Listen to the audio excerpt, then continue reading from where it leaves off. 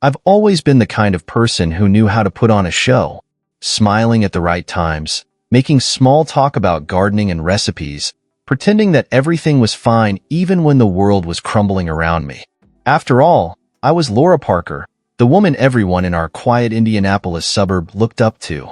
My house was immaculate, my family was enviable, and my smile was as polished as the silverware I brought out for special OC, but that night it was a humid Thursday evening in July, and we were all gathered in my dining room for dinner. Frank was talking baseball stats with Logan, his voice echoing through the room. Hannah was sipping her wine, half listening but mostly scrolling through her phone. I sat at the head of the table, watching them, feeling like a ghost in my own life. And then, Logan looked at me. It wasn't a long look, just a flicker of acknowledgement, a barely there smile as he reached for his glass of water. But it was enough to send my heart racing. I quickly looked away, pretending to adjust the napkin on my lap. Hannah didn't notice. Or maybe she did. I couldn't tell anymore. "Mom," she said suddenly, breaking the silence. Her voice had that edge she got when she was annoyed. "Didn't you say you wanted to take Logan up on his offer to help with the ifros?" "Oh," I said, trying to sound casual. "Yes, but there's no rush. It can wait." "I don't mind," Logan chimed in, his voice smooth as ever. "I could stop by Tea Perfect," Hannah said, her smile tight. "Maybe I'll come by, too.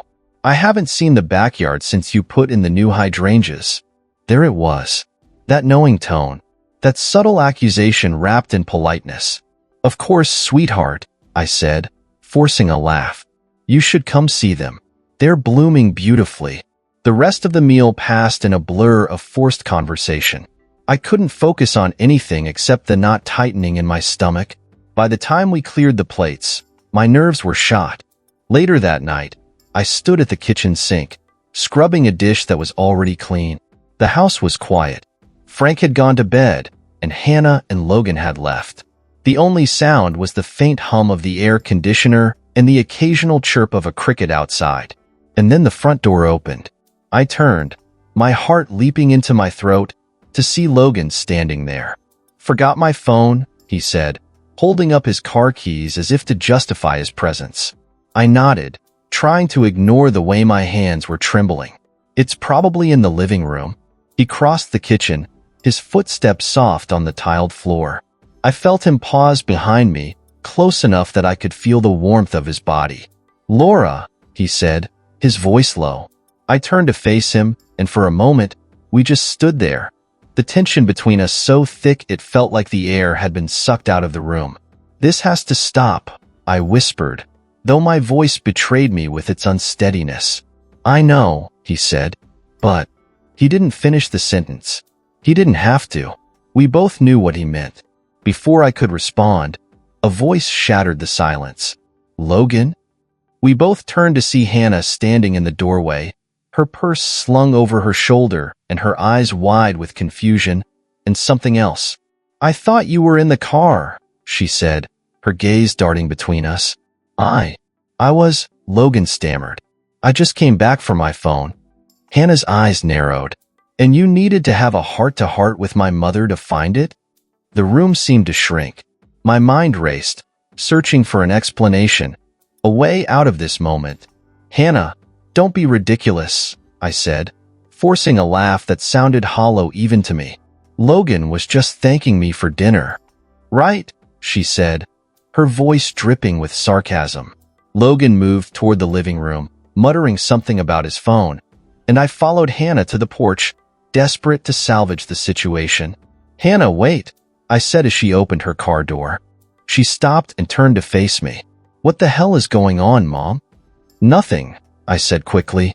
"You're overthinking this." She shook her head, her expression a mix of disbelief and hurt. "You think I'm blind? I've seen the way you two act around each other. The way you laugh at his jokes, the way he looks at you." "Hannah, stop," I said, my voice trembling. "Why?" she demanded. "So you can keep lying to me?" I opened my mouth to respond, but no words came. "Unbelievable," she muttered, climbing into her car and slamming the door. I watched her taillights disappear down the street, my heart pounding as I tried to catch my breath. When I turned back toward the house, Logan was standing in the doorway, his phone in hand. "What now?" he asked softly. I didn't have an answer. I stayed up that night, sitting on the porch and watching the stars. The air was cool, and the cicadas had finally gone quiet, leaving an eerie stillness in their wake. When Frank came out to check on me, I told him I couldn't sleep. He nodded, kissed my forehead, and went back inside, oblivious as always. But I knew sleep wouldn't come. Not that night. Not for a long time. Because Hannah knew. And it was only a matter of time before the whole fragile house of cards came crashing down. I didn't hear from Hannah for 2 days after that night. 2 days of agonizing silence where my mind raced through 1,000 worst-case scenarios.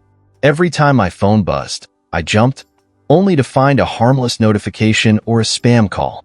I knew her silence wasn't accidental. It was calculated. On the 3rd day, she called. "Mom," she said, her voice clipped and devoid of emotion. "We need to talk. I'll come over tonight." Around 7. I barely managed a response before she hung up. The rest of the day passed in a blur. I couldn't focus on anything, certainly not on Frank, who spent the morning grumbling about a blown call in last night's baseball game. By mid-afternoon, I'd scrubbed every surface in the house twice, rearranged the pantry, and reheated a pot of soup I wasn't even hungry for. At 6:30, Logan called. "I can't do this anymore," he said, his voice tight. "Hannah's been giving me the cold shoulder all week. She knows, Laura. Do you think I don't know that?" I snapped, then immediately regretted my tone. He sighed. "I'm coming over. We should face this together." "No," I said quickly. "Don't. She'll be here any minute. If you show up now, it'll only make things worse." There was a long pause. "Okay," he said finally. "But if she asks me directly, I'm not lying to her. Not anymore." I didn't respond. By 7, the house was immaculate, every cushion fluffed and every surface gleaming. Frank had mercifully gone out to his weekly poker game, leaving the house to me and Hannah.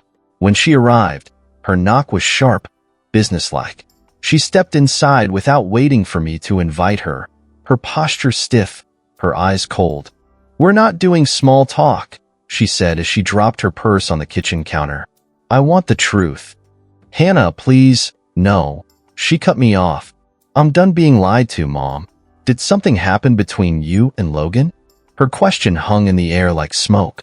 I opened my mouth to deny it, to salvage what little I could, but the words caught in my throat. "Hannah, you what?" she snapped. "You didn't think I'd notice? You didn't think I'd figure out that my own mother has been involved with my husband?" Her voice cracked, and I saw tears welling in her eyes. That broke me. "I didn't mean for this to happen," I said, my voice barely above a whisper. "It wasn't planned. It just happened." She stared at me, her jaw tightening as the tears spilled down her cheeks. "How could you do this to me? How could you betray me like this?" "I'm sorry," I said, my own tears falling now. "Hannah, I'm so sorry. It was a mistake. Stop calling it a mistake," she shouted, her voice echoing through the house. "A mistake is forgetting someone's birthday or burning the roast. This was a choice, Mom. A choice you made over and over again."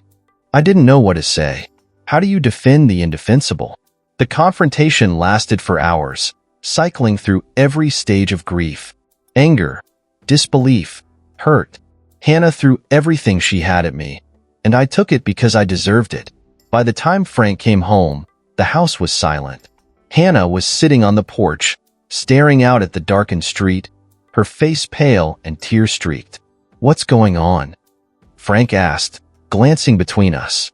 "Ask her," Hannah said, her voice hollow. Frank turned to me, his brows furrowing. "Laura?" I wanted to lie. God, I wanted to lie. But I couldn't do it anymore. "It's about Logan," I said, my voice trembling. "Hannah thinks. She thinks there's something going on between us."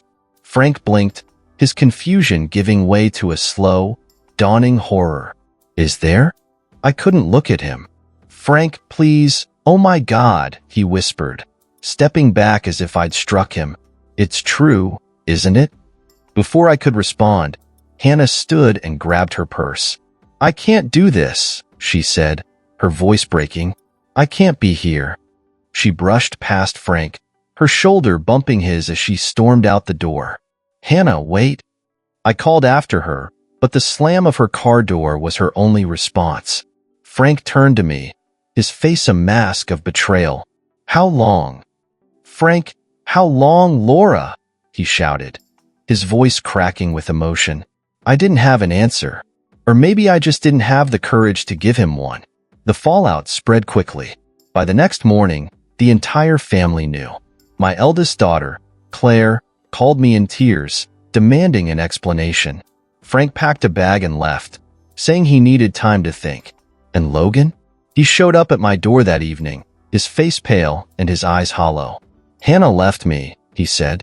I stared at him, my heart sinking. "Where did she go?" "She wouldn't tell me," he said, running a hand through his hair. "Laura, what do we do now?" I didn't have an answer for that either, because at that moment, I realized we'd crossed a line that couldn't be uncrossed. We'd set something in motion that couldn't be stopped, and the life I'd spent 65 years building had come crashing down around me. The week after Hannah left felt like a slow-motion collapse, every hour dragging by as the cracks in my life grew wider and more devastating. Frank hadn't returned, and the silence in the house was deafening. I spent my days pacing the rooms, haunted by the echoes of the life I'd once known. Hannah was unreachable.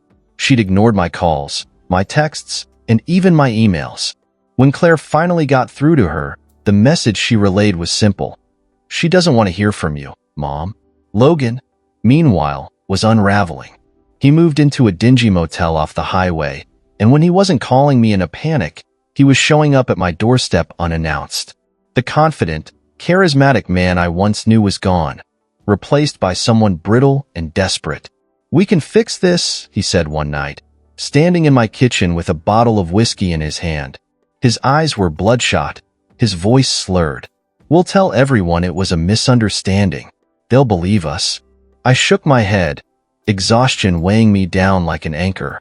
"Logan, it's over. You need to focus on fixing things with Hannah." He laughed bitterly. "You think she'll ever forgive me? She's done with me, Laura. Just like Frank's done with you." The words hit like a slap, but I couldn't deny their truth. Days later, the storm finally broke. It was a Saturday afternoon, and I was sitting on the porch, staring out at the neighborhood I'd called home for decades. The air was thick with the smell of rain, the kind of humidity that promised a downpour. Then I saw Hannah's car pull into the driveway. She stepped out, her face unreadable, and walked toward me with slow, deliberate steps. My heart pounded as I stood to greet her. "Hannah, don't," she said, holding up a hand. Her voice was calm, but her eyes were sharp, cutting through me like glass. She sat down on the porch swing, motioning for me to join her. I hesitated but obeyed, sitting on the edge of the cushion as if it might collapse beneath me. "I've been thinking," she said after a long silence, "about everything. About you. About Logan. About what happens next." I swallowed hard. "Hannah, let me finish," she said, her tone leaving no room for argument. She took a deep breath, her gaze fixed on the horizon. "You know, I always thought you were invincible. This perfect woman who had everything figured out. Even when Dad started pulling away, even when you were lonely, I thought you were strong enough to handle it. But now I see you're just human." Her voice broke on the last word, and she wiped at her eyes quickly. "I loved him, Mom," she said, her voice trembling. "I thought he was my forever. And then to find out he was yours, too." "Hannah, it wasn't like that," I said, tears spilling down my cheeks. "I never meant to hurt you." "But you did," she said sharply, her eyes locking onto mine. "And you didn't just hurt me. You destroyed our family. Dad's gone. Logan's a mess. Claire doesn't even want to talk to you. Do you even understand what you've done?" Her words cut deeper than any accusation ever had. "I'm sorry," I whispered. I'll regret this for the rest of my life. She stared at me for a long moment, then nodded slowly. You should. She stood, brushing off her jeans, and looked down at me with an expression I couldn't quite place. I came here to tell you I'm leaving, she said. Leaving? I echoed, my stomach dropping. I'm moving to Chicago, she said. I got a transfer at work. I need to get out of here. Start over somewhere new. The finality of her words hit me like a freight train. Hannah, please don't go, I said, my voice breaking. We can fix this. We can. No, Mom, she said firmly. You can't fix this. Not this time. She turned and walked back to her car, leaving me sitting there, frozen in place. The next few weeks passed in a blur of pain and regret. Hannah moved to Chicago, cutting off all contact. Frank filed for divorce, and Claire made it clear she was siding with him. Logan disappeared entirely, leaving nothing but a short, apologetic note on my doorstep. Laura, I'm sorry for everything. I hope you find peace someday. Take care of yourself. I was alone. Completely, utterly alone. One evening, as the sun dipped below the horizon, I sat in the garden Logan had once helped me tend. The marigolds were blooming, their vibrant colors a cruel reminder of the joy that had once filled this space. I heard footsteps behind me and turned to see Frank standing there, his hands shoved into his pockets. Hey, he said quietly. Hi, I replied, my voice barely above a whisper. He looked around the garden, his gaze lingering on the flowers. You've always had a knack for this, making things beautiful. Thank you, I said, unsure where this was going. He sighed, rubbing the back of his neck. I'm not here to yell or rehash everything. I wanted to say goodbye properly. Tears welled in my eyes, but I managed to nod. Goodbye, Frank. He hesitated, then leaned down and kissed my forehead. Take care of yourself, Laura. And then he was gone. As the garden fell silent once more, I realized this was the ending I had earned. Not a dramatic explosion, but a quiet, devastating collapse. I was left with the consequences of my choices and the undeniable truth. Some mistakes can't be undone, and some bridges can never be rebuilt.